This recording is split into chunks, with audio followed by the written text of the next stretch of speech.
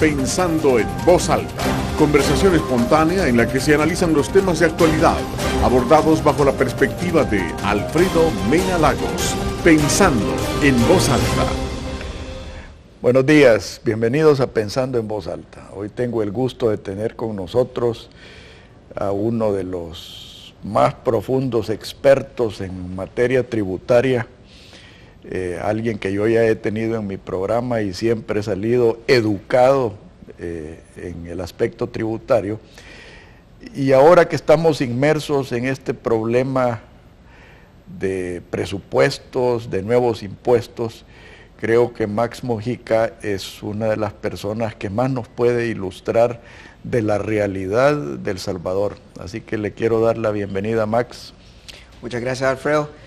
Bueno, antes que nada, pues muchas gracias por haberme invitado a este prestigioso programa, a este prestigioso espacio, y gracias a ustedes, televidentes, por tomarse unos minutos y precisamente, retomando algunas palabras de Alfredo, unos minutos para entender, para culturizarnos y para saber qué es lo que realmente nos va a ocurrir en caso de que este paquete tributario, porque ni siquiera es como una reforma o un impuesto, sino que es un completo paquete tributario que nos va a ocurrir en caso de que llegue a ser aprobado por la Asamblea Legislativa. Ojalá también, Alfredo, que algunos diputados estén escuchando tu programa. Estoy seguro que lo hacen. Max, yo te decía fuera de cámaras que yo me siento algo pesimista de la situación, porque sin embargo, y a pesar del discurso del nuevo gobierno, que es un discurso conciliador, de diálogo, es el mensaje de forma. Y a mí me preocupa muchísimo el mensaje de fondo. Y uno de los mensajes de fondo que a mí más me preocupan es la intención de introducir este paquete tributario, que en todo sentido viene a ser opuesto a lo que El Salvador necesita que se haga.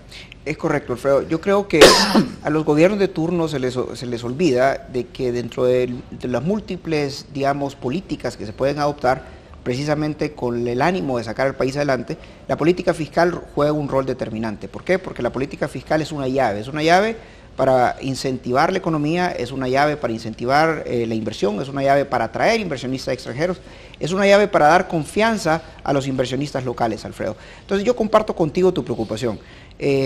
Nosotros hemos visto, digamos, los que nos dedicamos al tema del análisis coyuntural, el análisis político, el análisis económico, los diferentes pensadores que hay en la República, habíamos visto con un símbolo esperanzador, un símbolo de positivismo, el hecho que el nuevo gobierno empezara con una retórica de diálogo, una retórica de escuchémonos, una retórica de veamos todos para el mismo lado y empecemos a pensar por un mejor El Salvador, buscando progreso.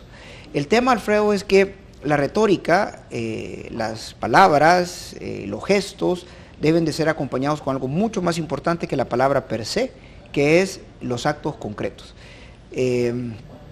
Saliendo del quinquenio de Funes, que se ha empezado a hablar como el quinquenio perdido, hemos empezado a entrar en una misma línea de política, y esa es la pregunta. ¿Realmente este nuevo gobierno del profesor Sánchez Serén va a traernos esa tan ansiado despegue y reactivación económica que no es que lo estén esperando las personas que votaron por él, lo están esperando todos los salvadoreños? Y lo primero, digamos, que marca una enorme pregunta es si este nuevo gobierno va a tener la voluntad política de escuchar a todas las fuerzas productivas que se pronuncian en programas de opinión como este, que se pronuncian en la radio, que se pronuncian en los periódicos, donde se expresa, cada quien desde un punto de vista muy particular, pero donde se expresa una sola idea. Este paquete tributario va a desincentivar la economía y por supuesto va a golpear a todos. Quisiera, Alfredo, que tú pensaras en una cosa. Es bien fácil vender una idea fiscal cuando nosotros decimos este es un impuesto para los ricos. Pero yo quiero, amigo televidente, que usted ponga atención, porque a lo largo de que vayan pasando los minutos de esta conversación interesante que vamos a tener con Alfredo, nos vamos a dar cuenta de que el impuesto no va a golpear a una clase privilegiada.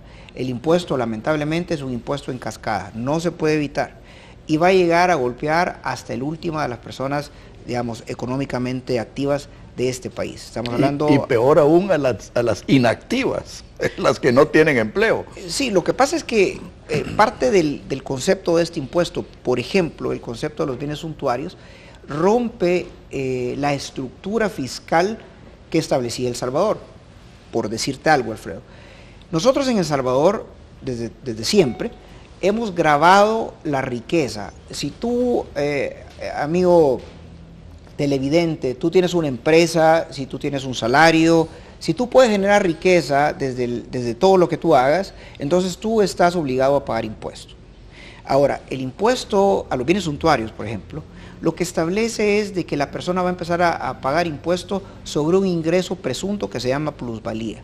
Y eso necesitamos analizarlo con lupa, Alfredo, por lo siguiente.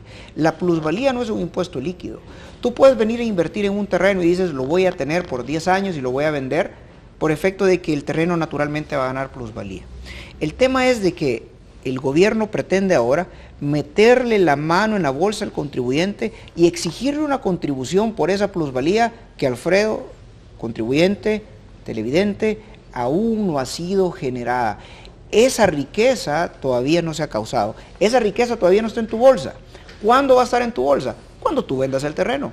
En ese momento tú vas a tener riqueza generada y vas a pagar lo que hemos conocido hasta el día de hoy, Alfredo, como el impuesto a la ganancia de capital. Ahora tú vas a pagar un doble impuesto. Vas a pagar el impuesto a la plusvalía, que se ha escondido con el tema simpático de vender, que es un impuesto a los bienes suntuarios. Lo vas a pagar durante todo ese tiempo 1% sobre el valor del terreno, y si lo vuelves a vender, vas a volver a pagar impuesto sobre la plusvalía. Pero quisiera hacer un paréntesis en esto, Max. ¿Qué pasa con la pérdida de valor? Aquí, desafortunadamente, ignoramos las prácticas fiscales de los países desarrollados. En Estados Unidos te reconocen las pérdidas de capital. Y esa es la triste realidad de este país, con la situación económica. Y la semana pasada tuve aquí a muchachos que han emigrado a los Estados Unidos, que tienen inversioncitas aquí en El Salvador, y se han encontrado con la triste realidad es de que las inversiones que han hecho han perdido de valor. Claro. Y eso aquí se ignora totalmente. Claro, el tema aquí de la plusvalía, Alfredo, es que el gobierno parte de un punto que pareciese escrito en piedra, que es que la propiedad únicamente va a ganar valor. Pero en El Salvador lamentablemente se dan dos cosas. La primera, la cual tú bien señalas, Alfredo, es la pérdida de valor o la plusvalía. No existe el término, pero lo voy a ocupar para que todos lo entendamos. La plusvalía inversa, es decir, estoy teniendo un terreno que probablemente por efecto de la delincuencia, por efecto de la zona, el terreno en vez de ganar valor puede llegar incluso a tener la tendencia de perder valor. Ese efecto no se reconoce con el impuesto. Adicionalmente hay otro tema, el tema de que por qué el Estado va a pretender cobrarte sobre una plusvalía que no es el Estado que genera. Volvamos a tomar el tema de los estados desarrollados. Pensemos, por ejemplo, en lo que nos queda más cerca, Estados Unidos. Estados Unidos, tú tienes un terreno, no importa dónde esté ubicado, pero Estados Unidos va a crear una calle para accesar al terreno o para pasar enfrente de él. Va a tener agua potable, va a tener sus aceras, va a ser urbanizable, pero por el Estado. En El Salvador se da la situación de que el que genera la plusvalía no es el Estado que nos está queriendo cobrar impuestos. El que genera la plusvalía es el desarrollista, es el constructor. Aquí sabemos de que para que un proyecto sea viable, no nos vamos a quedar deteniendo la quijada, Alfredo, esperando que el Estado llegue con una calle. Nos vamos a tener nosotros que desarrollar la calle. Vamos a tener nosotros que comprar el terreno que se haga la calle, vamos a tener nosotros que poner el pavimento, vamos a tener nosotros que llevar el agua potable si no es que tenemos que perforar el pozo, y todos los demás etcétera que hacen que una comunidad pueda ser comerciable. Entonces, la plusvalía no es generada por el Estado, pero viene el Estado y te quiere cobrar ese impuesto sobre la plusvalía. Entonces, es un tema de que, ¿por qué nosotros vamos a tener que contribuir sobre algo que no es el Estado quien nos lo está aportando? Es importante, Alfredo, que entendamos y que los televidentes logren percibir cuál es la necesidad de este impuesto. Entonces, creería yo que es oportuno ahorita ver algunas láminas del por qué necesitamos como contribuyentes pagar más. Si vemos ahorita... Excelente, yo creo que es lo que en realidad muchos nos preguntamos, o sea, y yo en lo personal me lo he estado preguntando ya por varios años, que aquí el concepto de corrección del déficit fiscal es enfocado única y exclusivamente a la recaudación y no a la a la racionalización del gasto público. Yo me he dado, así como ya le están empezando a llamar el quinquenio perdido a la administración Funes, yo le he comenzado a llamar la bestia al Estado, o sea, al aparato de Estado. Esa bestia cuyo apetito es insaciable, esa bestia cuya propensión al lujo y al despilfarro es inaguantable, y en ese sentido es cruel que estén pretendiendo desviar la situación a decir, no, este es un impuesto de los ricos, un impuesto, cuando los que verdaderamente pagan el costo de esta tragedia fiscal en El Salvador es la gente más humilde. Entonces, creo que es muy oportuno que empecemos con la racionalización del gasto y la verdad de lo que en realidad ha ocurrido aquí en El Salvador. Correcto. Ese incremento desmedido en el aparato estatal, en la burocracia, en esa mentalidad de ataque contra la creación de riqueza. Correcto. El Estado vive en una situación simbiótica con el sector productivo. El Estado no produce, el Estado únicamente gasta. El Estado no es capaz de darle un valor agregado a un bien o un servicio, únicamente es capaz de cobrar, de meterle la mano en la bolsa a aquella persona empresarial, a aquella persona con iniciativa, a aquella persona que tiene un empleo y que eventualmente tiene que pagar impuestos. Tenemos que estar claros en algo, los impuestos son necesarios. Los impuestos son una expresión de solidaridad de todo el sector productivo hacia los sectores menos beneficiados. El impuesto, ningún Estado en ninguna parte del planeta puede vivir sin impuestos. Entonces estemos claros, Alfredo, que nuestro discurso, que el discurso de todas las personas, digamos, pensantes o técnicas del país, no está en contra del pagar impuestos. Sería imposible, inviable, un Estado que no pague impuestos. Pero al mismo tiempo que el Estado tiene el derecho de cobrarle un impuesto justo y racional a su aparato productivo, el Estado también está revestido de obligaciones. ¿Cuáles son las obligaciones del Estado? Pues las mismas que tiene cualquier padre de familia: ser razonable e inteligente, ser ético y competente en el manejo de los limitados ingresos fiscales. Nosotros, a nivel de Estado, ¿qué es lo que le pedimos? Lo único que le podemos pedir al Estado son dos cosas: que modere su gasto y que privilegie la inversión. ¿Qué significa moderar el gasto? Bueno, que vengamos nosotros y sabemos de que tenemos un ingreso limitado, como lo decimos muchas veces de forma gráfica y hasta cierto punto un poco graciosa. La cobija no nos alcanza para tanto. Nos destapamos los pies y nos tapamos la cabeza. Nos destapamos la cabeza y nos tapamos los pies. Al final del día no nos da para todo. Entonces, si no nos da para todo, ¿qué tenemos que privilegiar? Dentro de mi conceptualización, el Estado debe privilegiar 3 rubros importantísimos: educación, salud y seguridad. Pero todo debe de ser manejado desde una perspectiva ética y competente. Quisiera mostrarte esta gráfica. Vamos a ver ahorita, amigos televidentes, en la televisión, cómo el Estado salvadoreño ha invertido. Estamos viendo ahorita la gráfica de los gastos del Ministerio de Salud, de Seguridad Pública y Justicia, que es lo que básicamente se gasta en policía en El Salvador. Notarás, Alfredo, que al momento del inicio del quinquenio del presidente Funes, se inició un incremento en gastos en policía que a mediados de su mandato llegaba a los $50 millones. Si cambiamos la gráfica, notaremos que también el presupuesto del Ministerio de la Defensa Nacional subió 11% de 2009 a 2011, llegando a $146 millones a nivel de gasto. Pero, ¿qué es lo que nosotros esperaríamos, Alfredo, amigo televidente, de que estamos a nivel de Estado gastando de forma sin precedente en seguridad? Pues que se traduzca en algo tan sensible como la población, para la población, que es un descenso en los homicidios.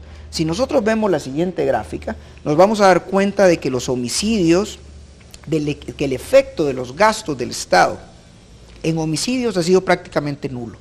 Tenemos un aumento desde la época de los gobiernos anteriores, llegando pues al gobierno precedente del presidente Funes, que fue el del señor Antonio Saca. ha disminuido los homicidios no por tregua, sino por efecto de la policía, a 8.7 homicidios diarios. Aquí no estamos hablando porcentaje, estamos hablando 8 seres humanos que en aquel momento perdían la vida diariamente debido a la delincuencia. Una vez que tomó el presidente Funes las riendas del poder, empezamos con una subida inmediata a 12 personas fallecidas al día. Yo todavía tengo un editorial que se llamaba el número 13, que es 13 personas llegaron a perder la vida a diario, más o menos en el 2011-2012, llegando a 14 personas al día fallecidas por la delincuencia, sin contar picos de delincuencia como el Viernes Negro, que murieron 40 personas. Entonces, si nos damos cuenta, los gastos del gobierno han sido increciendo. Notamos ahorita en la gráfica el nivel de empleados estatales. Este nivel de empleados estatales se había mantenido relativamente estable debido a las privatizaciones, pero una vez que toma el gobierno, digamos, el frente, empezamos a tener un incremento a 27,000 empleados más, llegando al cierre del presidente Funes en 40,000 empleados. La gran pregunta es, ¿realmente el Estado tiene la capacidad para tener esa cantidad de empleados? ¿La fábrica de empleos que nos ofreció el presidente se refería a más empleados estatales o a generación de riqueza? Porque el problema es de que nosotros podemos ser muy solidarios conceptualmente con que las personas puedan tener empleo, pero los empleados estatales, como el gobierno no produce, son pagados por ti y por mí, Alfredo. Son pagados por usted, señor televidente, son pagados por el tinglado empresarial. Los gastos de la Asamblea Legislativa, recién firmados los acuerdos de paz, subieron 164% a inmediatamente el cambio de gobierno. Los gastos de la Presidencia de la República se vieron incrementados en 113%, llegando a tener gastos de 130 millones de dólares. Estás hablando, cuando es de 113%, estás hablando de más que duplicar el gasto. Eso es correcto. Y la última lámina que verdaderamente nos preocupa muchísimo, y quisiera que ustedes, amigos televidentes, se la grabaran en su mente. Por favor, veamos cada uno de estos rubros, que es el déficit fiscal de la República de El Salvador, en una tabla comparativa desde 1996 a 2011. Y notarán ustedes de que el gasto público se mantuvo a niveles preocupantes para un país pequeño y pobre, pero manejables. Tenemos un pico en el 2003, en la época del presidente Francisco Flores, donde nos encontramos con el MICH, con los gastos públicos que hicieron para esa época, que requirió, por supuesto, endeudamiento, el cual inmediatamente empezó a bajar en los años subsiguientes, hasta llegar al cambio de gobierno, donde llegamos a un pico de 1,000 millones de dólares. Entonces, estás hablando prácticamente de 10 veces más el déficit fiscal de la época, con que iniciamos, ¿verdad? Con que iniciaron, digamos, o iba incluso a mediados de los gobiernos anteriores. Entonces, lo que es importante hacer notar es que los impuestos, no importa el discurso oficial, no se derivan de una necesidad de parar la elusión, de una necesidad de parar la evasión, de un concepto de que los ricos tienen que pagar más porque no pagan, sino porque hemos tenido lamentablemente una experiencia de un gasto increciendo, de un gasto permanentemente al alza, para decirlo en palabras peyorativas, de un tanto de irresponsabilidad fiscal. Y ahora nos vemos con que el gobierno, si no se aprueban estos paquetes fiscales, no tiene fondos para operar. No, y yo creo que aquí vale la pena hacer una aclaración. En ese sentido, yo creo que el ministro de Hacienda, Carlos Cáceres, ha tenido éxito en la recaudación. O sea, creo que ha sido un esfuerzo bastante grande, porque en realidad este es el gobierno que más ha recaudado impuestos en la historia de El Salvador. Claro, sí, definitivamente pues hay que reconocer que el ministro Cáceres ha sido muy eficiente en la recaudación. De hecho, es parte de las situaciones que se dan como una crítica inversa. O sea, el ministro ha sido eficiente, las arcas del Estado no han estado vacías, se ha reconocido que estamos cercanos a nivel de recaudación en relación al PIB. El problema que tenemos es que, no obstante los buenos ingresos que tiene el Estado, incluyendo ingresos, digamos, no solo de recaudación, sino de créditos, al Estado no le alcanza. No, y es que se ha despilfarrado, o sea, y el despilfarro no solo quiere decir la borrachera de la bestia, el despilfarro incluye necesariamente la falta de eficiencia en la poca inversión pública. Y aquí yo me recuerdo al inicio del gobierno de Funes, yo no es que adversé los uniformes y para los estudiantes, lo que adversé fue lo opuesto, y aquí se está repitiendo, porque me gustaría como dibujar un símil. El objetivo de un sistema educativo es mejorar la educación de la población. Es correcto. En este gobierno de Funes se logró lo opuesto, o sea, y prueba de ello es que las notas de la PAES han venido descendiendo. Claro. Entonces, ¿qué es lo que me indica esto? Que estamos invirtiendo mal los recursos de la educación. Correcto. Yo creo que es importante, Alfredo, que tal vez los televidentes se lleven imágenes concretas, puntuales y que les sirvan de referencia para tomar juicios de valor cuando se trate, pues, por ejemplo, de elecciones. El tema, por ejemplo, de la que tú has mencionado, la educación. Veamos, un vaso de leche nos cuesta a todos los contribuyentes $9 millones cada 45 días. El problema del vaso de leche es que cuando se habla mal, y cuando se explica mal. El vaso de leche es una contribución de parte del Estado hacia los menores que van a los centros educativos públicos. Pero el vaso de leche, yo no sé la población realmente qué se imagina que es, porque solo son 3 onzas de leche cada 2 días. Estamos vendiendo la idea del presidente de dar un vaso de leche como un acto solidario, porque estos menores no tienen que comer. Y la explicación, digamos, el trasfondo del concepto de aprobar una ley como el vaso de leche es el hecho de que el menor no puede estudiar adecuadamente con el estómago vacío. Pregunta, y pues tal vez la pregunta también va a ti, televidente. Si tú fueras a desarrollar tu trabajo todos los días con 3 onzas de leche en tu estómago, un día sí, un día no, ¿haría realmente la diferencia? Entonces, alrededor de todo este vaso de leche se hace toda una leyenda urbana, todo un mito, toda una situación de que un político se pelea por dar el vaso de leche, el otro por el desayuno completo, pero al final del día, el vaso de leche no es otra cosa más que un acto totalmente demagógico. Es un espejismo. Para decir, mire lo bueno que yo soy, mire lo bueno que yo soy como político, pero al final del día no estoy ayudando a nadie. Y lo que estamos haciendo es encauzando mal los muy pocos recursos del Estado. Yo, pues con todo respeto, preferiría ahorrarme el vaso de leche, pero que hayan camas en el Hospital Rosales, que hayan medicinas, que hayan ambulancias, que hayan más policías. O sea, yo entiendo y me solidarizo, pero yo tengo un artículo, Alfredo, que se llama Mi sueño para el desarrollo. Y en ese artículo tú verás que yo estoy, porque yo soy padre, yo estoy clarísimo que un papá no quiere que le den a su hijo su vaso de leche. El papá lo que quiere es que le den al hijo una oportunidad para trabajar, hombre.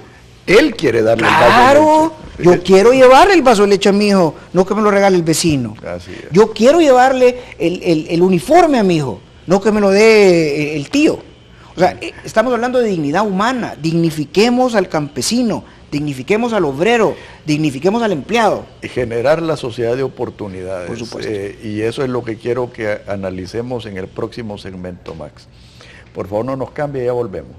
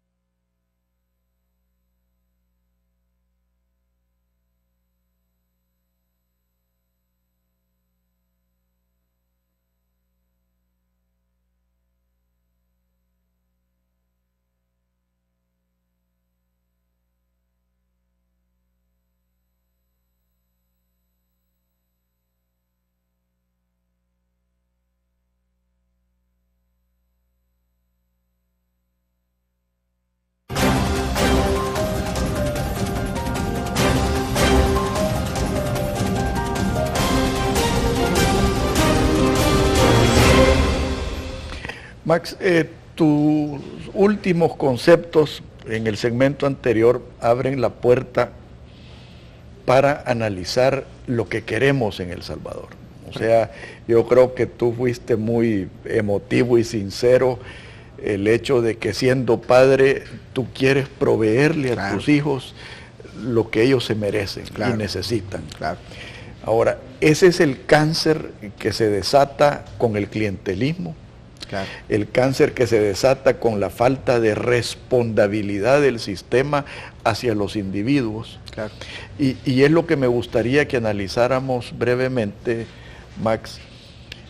¿Qué es lo que nosotros conceptualizamos como el futuro de este país y lo que un mecanismo tan importante como es la política fiscal para generar este tipo de...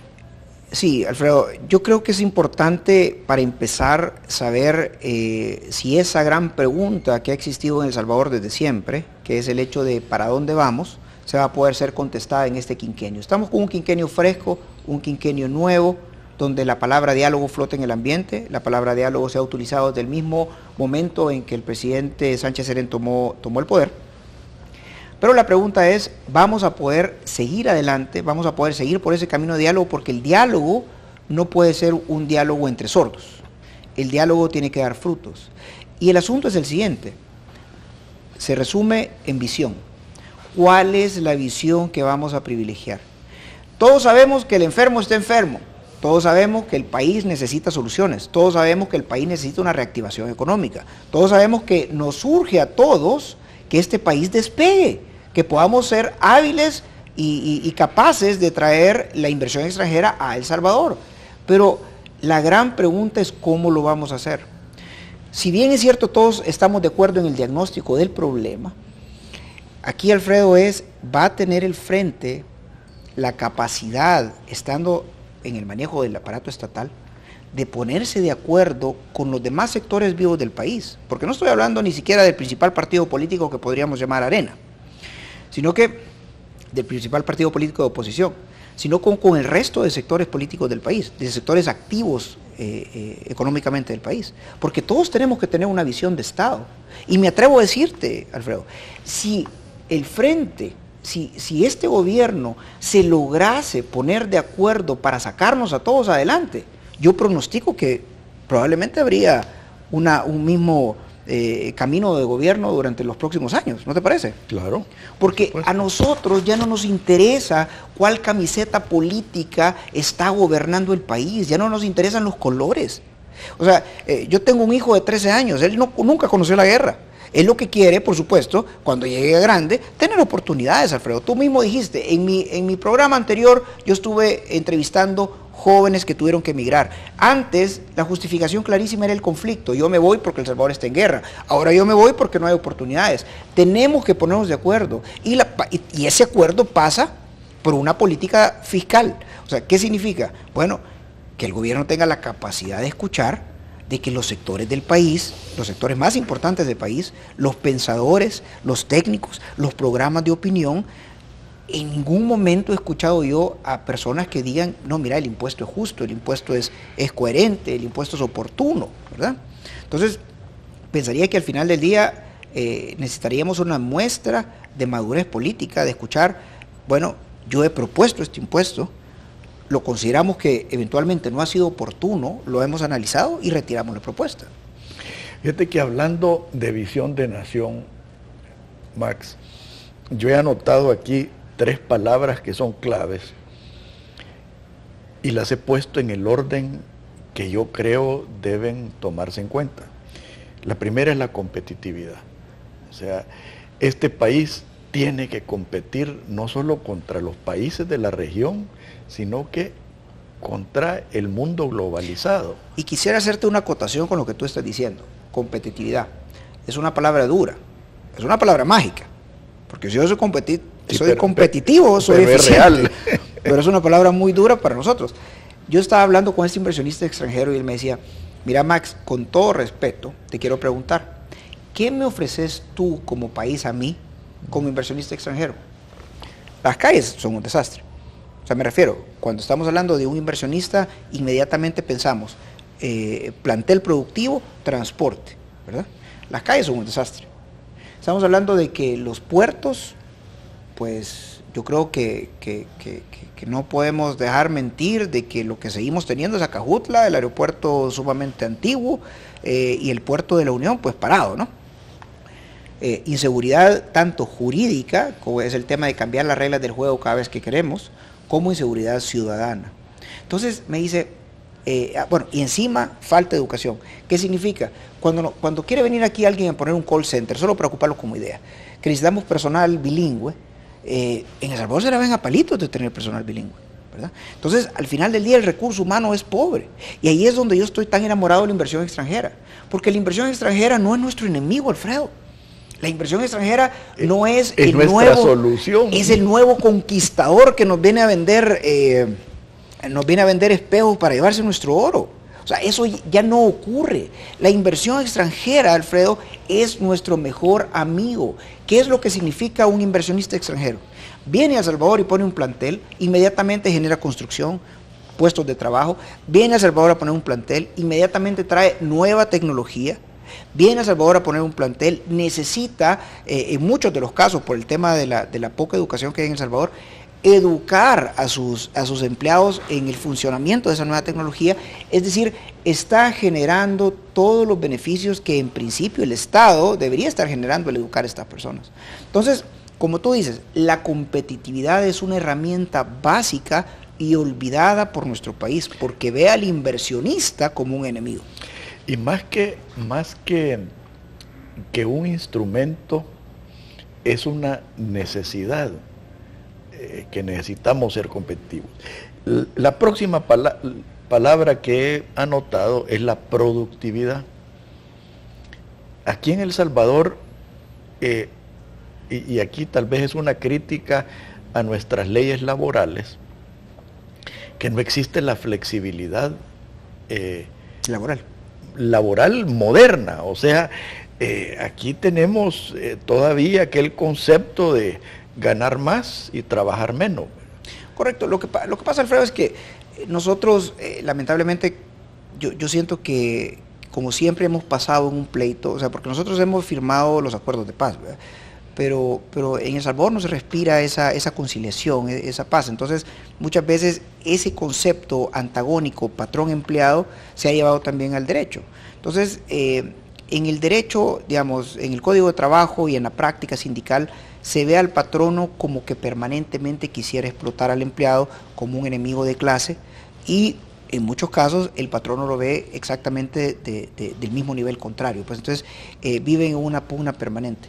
Si nosotros lográsemos generar una flexibilidad laboral donde entendemos que sin el patrono no hay trabajo, y que el empleado es un asset, es un activo de muchísimo valor para la empresa, podríamos llegar a tener un encuentro de entendimiento. Si tomamos un poco el ejemplo de Silicon Valley en Estados Unidos. En Estados Unidos está totalmente regulado en la parte de Silicon Valley la flexibilidad laboral. ¿En qué sentido? En que el empleado puede pasar libremente de un lado a otro. ¿Por qué? Porque lleva el know-how de una parte a otra, y los empresarios lo han entendido. Si bien es cierto, yo estoy invirtiendo en este empleado que se me va a ir a la competencia, pero nada quita que si yo doy mejores prestaciones laborales, el empleado de la competencia se viene conmigo trayéndome su know-how. Entonces, en El Salvador lo que sucede es que nosotros, ¿qué es lo que hacemos con un buen empleado? En vez de premiarlo, lo que queremos es ponerle una cláusula de anticompetencia, ¿verdad? Y viceversa, el empleado está permanentemente diciendo, bueno, no quiero aportar porque siento que mi salario no es lo que debe ser. El punto es que la competitividad se ha perdido. La competitividad no tenemos ningún incentivo para reconocerla. También hasta cierto punto las empresas, debido a las políticas del Estado, han llevado economías de subsistencia que no han podido trasladarle parte de sus utilidades al empleado, en caso de compañías con bonanza, pues. Y fíjate que para entrar en ejemplos específicos, antes de llegar al tercer segmento, te voy a poner 2 ejemplos de lo que nosotros, bueno, mejor dicho nosotros no, el gobierno pasado atentó en contra de la productividad. Uno está el caso de Insaform, que el gobierno ha tratado de reducir el involucramiento de la empresa privada. Claro. en la capacitación de la fuerza laboral, que eso es criminal. Y lo segundo, un caso que yo conozco muy bien, el caso de Procafé. O sea, parte del problema de la Roya es que el gobierno de Funes se trató de acabar a Procafé. Entonces, no solo estás afectando al tejido productivo de El Salvador con políticas fiscales equivocadas, sino que estás tratando de destruir lo poco que genera productividad en El Salvador. Y el otro concepto, y vamos a entrar en el otro segmento, Max, es la prosperidad. Quisiera que analizáramos las diferentes fases de la reforma fiscal, en cómo esto o genera prosperidad o atenta contra la prosperidad. Por favor, no nos cambie, ya volvemos.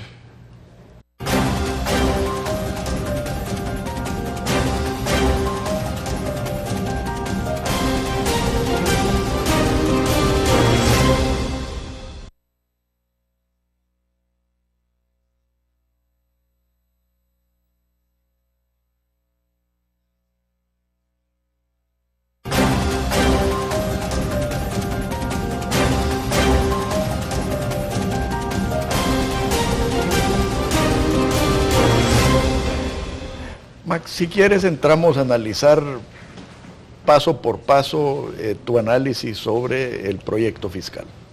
Bueno, el tema del proyecto fiscal está compuesto por un paquetazo que va iniciando con la ley de impuestos sobre los bienes suntuarios, lo cual es un nombre bonito, pero en realidad no explica el trasfondo de la ley. Eso es un nombre vendible, pero no explica el trasfondo de la ley. Entenderemos que los bienes suntuarios no es como se escucha, como bienes de lujo, bienes exóticos, sino al final del día el bien suntuario va a gravar tu vivienda, la tuya, amigo televidente, va a gravar proyectos de vivienda, independientemente que sean proyectos de vivienda mínima. Eso implicaría de que, por ejemplo, un desarrollista que va a desarrollar una urbanización de vivienda mínima, digamos, en zonas como Ilopango, en zonas, digamos, de corte popular, tendría que pagar el 1% sobre los bienes que estaría desarrollando, lo cual obviamente, lo cual se ha mencionado muchos comentaristas, tendría un efecto cascada, un efecto inflacionario, porque por supuesto el desarrollista no es por maldad, Alfredo, no es por ambición, es por la simple proceso natural de un negocio que busca utilidad, tendría que trasladar ese impuesto al usuario, es decir, a las personas, por ejemplo, que cotizan en el Fondo Social y que eventualmente van a querer comprar una casa utilizando fondos del Fondo Social, van a tener que pagar ese impuesto, no porque se les vaya a facturar aparte, porque hay que entenderlo bien, sino como porque parte del paquete. Exacto, va a tener un efecto inflacionario. Entonces, el impuesto, parte del paquetazo fiscal va el impuesto para los bienes suntuarios, que no es como tal se entiende, sino que eventualmente va a llegar hasta el final. El impuesto sobre las transacciones financieras, Alfredo, el cual implicaría que tú, al emitir un cheque arriba de $750 o a generar una transferencia bancaria arriba de $750, salvo ciertas exenciones que sería muy prolijo enunciar en un programa como este, vas a tener que pagar el 0.25% del impuesto. Muchas personas con que yo he hablado y le expreso, mira, vas a tener que pagar el 0.25% del impuesto, me dicen, el 0.25% del impuesto, es decir, cada $1,000 yo voy a pagar $250, ¿qué problema hay? El problema es que cuando entras al análisis de la transacción, el problema es que los bancos van a tener que llevar un detalle de cada una de las transacciones de los miles de cheques, si no es que millones de cheques que se giran en El Salvador. Esa operatividad de los bancos necesariamente le va a generar un costo. Y ese costo, Alfredo, va a tener que ser trasladado directamente a los usuarios de la banca, es decir, de nuevo, a ti y a mí, no a los ricos, no a esa persona, no han vendido la idea de que deben de contribuir más, sino que a ti y a mí. Además, se prevé con mucha certidumbre, Alfredo, que de ser aprobado el impuesto a las transferencias bancarias, va a haber un descalce en los bancos, es decir, van a haber dos segmentos de personas. Las personas que de plano necesitan usar el sistema bancario y que no se pueden sacar su plata porque uno no puede tener X cantidad de dinero en una gaveta o en una caja fuerte o en un barril, Pero van a haber personas, más que todo el sector informal, que van a privilegiar el uso del efectivo. Entonces, ¿qué es lo que sucede? Es economía simple. Ante una oferta menor del dinero, manteniéndose la demanda estable, podemos prever a ciencia cierta, casi de forma matemática, que las tasas de interés bancaria y los servicios bancarios subirán.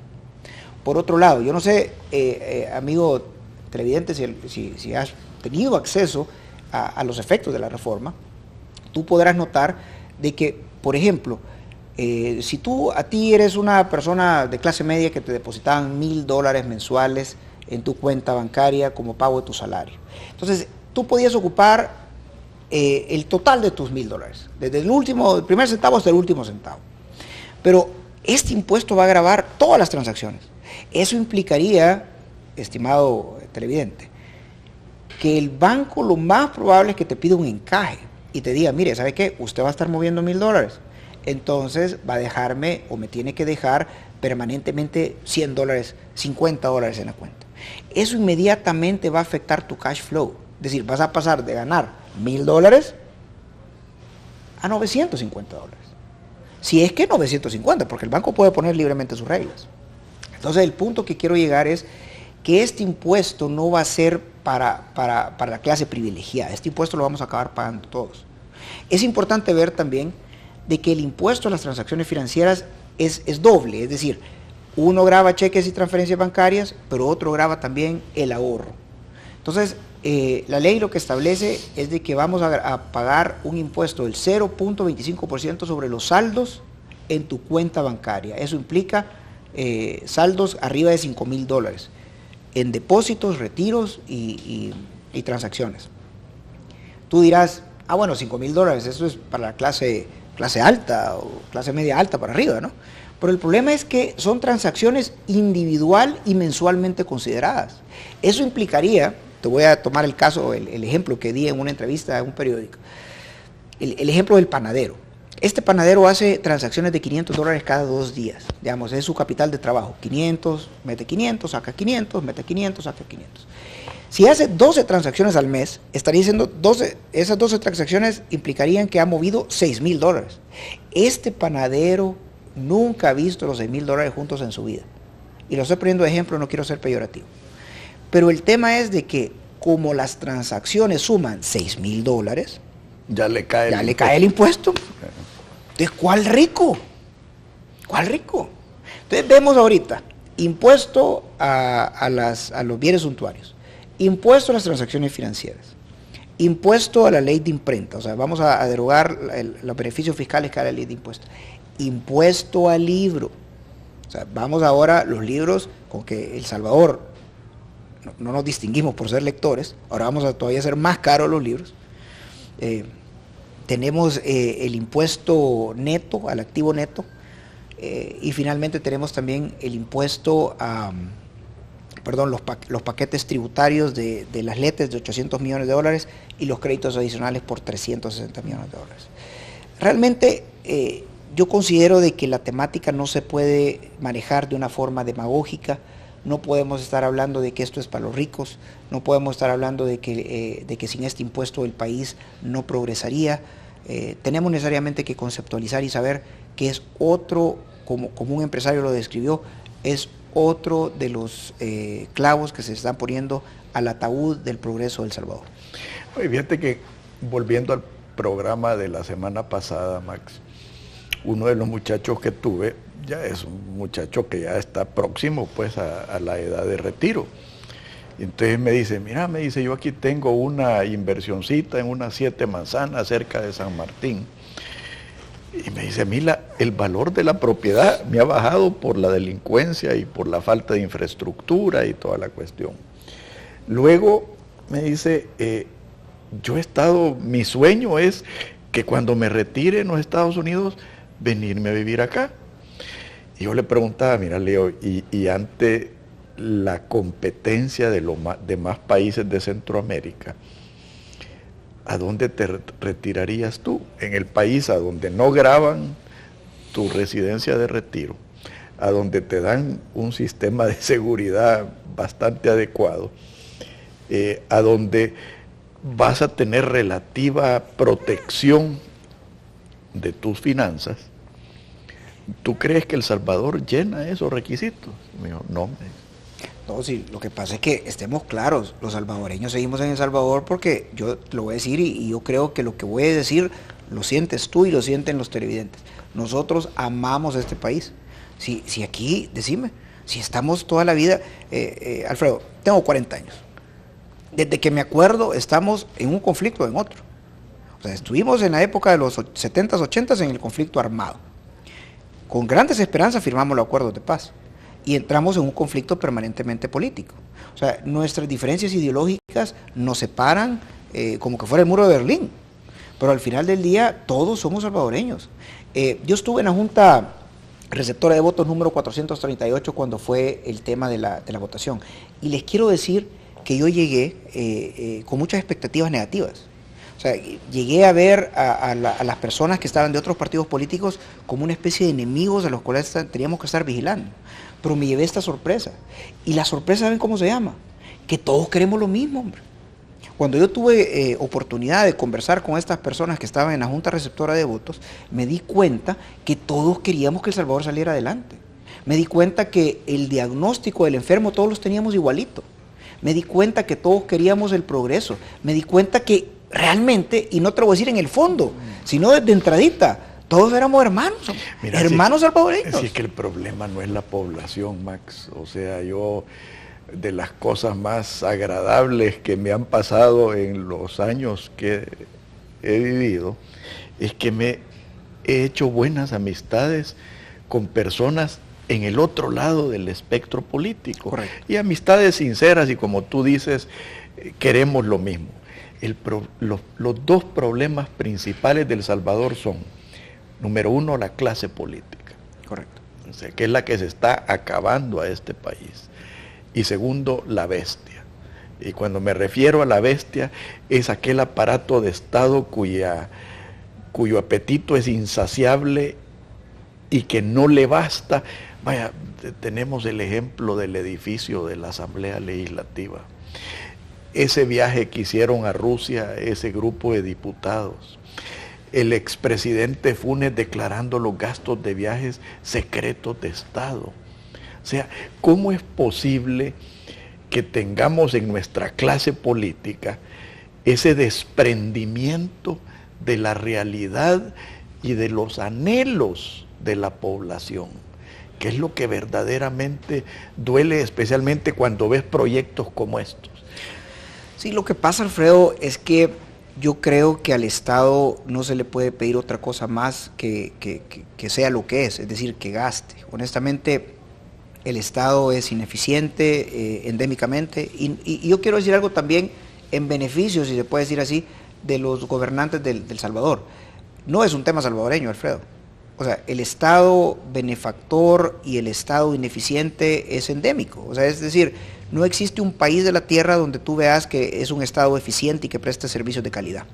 Usualmente eso está en manos de la empresa privada y en todo caso de empresas de economía mixta, donde la calidad es necesaria. ¿Por qué? Porque es castigada por el mercado. Que compite. Que compite. O sea, si por ejemplo, ¿qué calidad va a tener el Hospital Rosales si no hay para dónde hacerse? ¿Verdad? Entonces, a donde te quiero llevar es que el Estado es endémicamente ineficiente y por ende se promulga la idea de que el Estado sea un Estado reducido. ¿Un Estado sin dientes? No. Es que se malinterpreta. Si nosotros pudiéramos tener un Estado reducido, donde el Estado estuviera focalizado en superintendencias, que es una idea que yo siempre he promulgado. ¿Por qué? Porque si el Estado algo hace, Alfredo, es fiscalizar. Si el Estado algo hace bien, es estar encima del sector productivo exigiendo. Entonces, tal vez el mensaje sería, ¿qué tal si privilegiamos la competencia como tú lo señalaste? ¿Qué tal si privilegiamos la inversión? ¿Qué tal si privilegiamos la seguridad? ¿Qué tal si le apostamos por una reducción a los gastos estatales de al menos 10% como lo sugirió la NEP? ¿Qué tal si nosotros empezamos a pensar en un Estado donde se privilegia la empresa privada y la iniciativa privada y el Estado no es que se desentienda, sino que tenga los dientes suficientes para poder fiscalizar? Y para ser efectivo. Quiero cerrar con esta idea, Alfredo. Yo no sé, por supuesto, yo creo que tú te recuerdas lo nefasto que era ir a sacar la famosa licencia verde antes en los 80s. Ahí no habían pero era una selva. O sea, ahí no habían exámenes, no habían cursos, no habían nada. ¿Te acuerdas que te entendían los que llamábamos coyotes, te entendían en acera? Y mira el gran cambio sustancial de la administración en manos del Estado, de las licencias y tarjetas de circulaciones, lo que pasó con Sertrasen. ¿Qué tal si nosotros tuviésemos, por ejemplo, un registro de comercio en manos privadas y estuviera una superintendencia fiscalizando? ¿Te acuerdas tú cómo sacabas tu cédula, Alfredo? Sí. Tú llegabas a la alcaldía y la señora de la alcaldía me llegó y me dijo, ¿cuánto mide? ¿Cuánto pesa? Y tú le dabas los datos. Tú podías haber alterado, darle el dato que tú quisieras. Sí. Entonces, ahora, ¿cómo se maneja con los DUIs? Entonces, el punto que quiero llegar es que si nosotros sabemos que el Estado es endémicamente ineficiente, deberíamos de procurarnos pensar, hagamos un Estado pequeño, eficiente, reduzcamos los impuestos, apretémonos el cincho como buenos padres de familia, sabemos que no nos alcanza, y en vez de pensar en más impuestos, pensemos en incentivar el sector productivo, que es donde se va a generar riqueza, y esa riqueza te va a llegar a ti, a mí, a todos, y este país va a cambiar. Bueno, muchas gracias, Max. Creo que ha sido un programa muy educativo. Quede en deuda porque hay varios puntos que se nos quedaron en el tintero. Lo que no hablamos fue el paquete tributario en detalle, pero para la próxima. Pero para la próxima lo hacemos. Muchas gracias, Max. Gracias. Bueno, que Dios los bendiga a todos. Muy buenos días. Esto fue Pensando en Voz Alta, conversación espontánea en la que se analizan los temas de actualidad, abordados bajo la perspectiva de Alfredo Mena Lagos. Pensando en Voz Alta.